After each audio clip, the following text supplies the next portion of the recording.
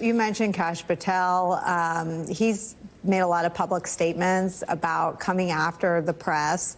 I know you write in your thread about some of these moves that stitched together do paint a picture of at least some pause among the Fourth Estate.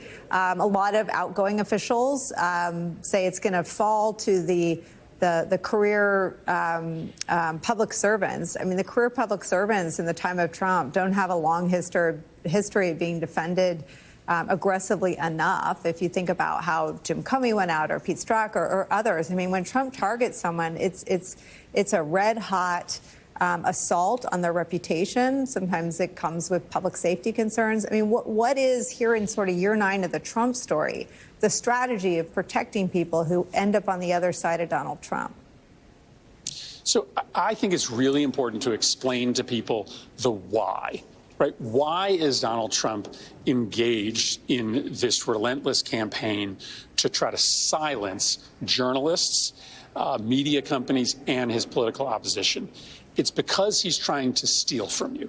He and his friends are in charge of government because they want to rig the rules in order to make them even richer. The billionaires that are in charge of this cabinet want to be multi-billionaires. Donald Trump will never be satiated. He wants to steal from ordinary Americans in order to make him and his Mar-a-Lago friends even richer. And the reason that he wants to silence his critics and silence the media is that he doesn't want anybody to notice the kleptocracy that he is building.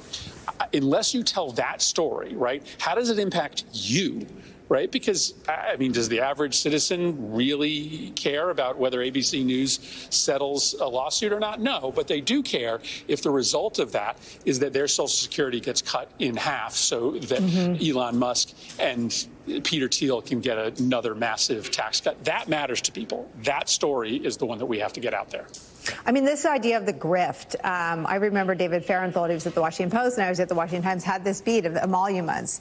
And it was maybe not the sexiest of Trump 1.0 stories, but it was fascinating how interconnected and how conflicted in things that were disqualifying in a primary campaign. Trump steamrolled over all those norms. Do you worry that too many norms have fallen, that he's got his son-in-law that took billions from the Middle East, he's got his Bibles that he sells, and I think shoes and jackets, and I think there's perfume now and watches. I mean, do you worry that the train is so far down the station that some people have become numb to the grift and the theft? Well, I do. I think that's true. I think the level of theft and the level of the corruption is so stunning that people do tune some of it out. But I think back to 2017, 2018, that tax cut, right, 85% of the benefit going to the richest 1%, corporations, billionaires, millionaires, that thing was deeply unpopular. Nobody is in favor of a massive tax and regulatory break for the very, very affluent. Nobody is for a regulatory agencies that make it easier for economic power to be consolidated. So I do think it's true that maybe there's a little bit of anesthetizing in this country to the way that Donald Trump and his family corrupt government. But the legal breaks, the tax breaks that are being given to the very, very wealthy, that's not popular. That's not going to go over well if we tell the full story.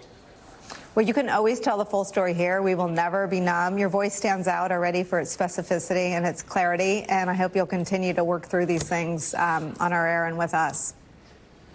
Thanks, Nicole. Senator Chris Murphy, thank you for starting us off. We'll get our panel in on this next. Still to come for us.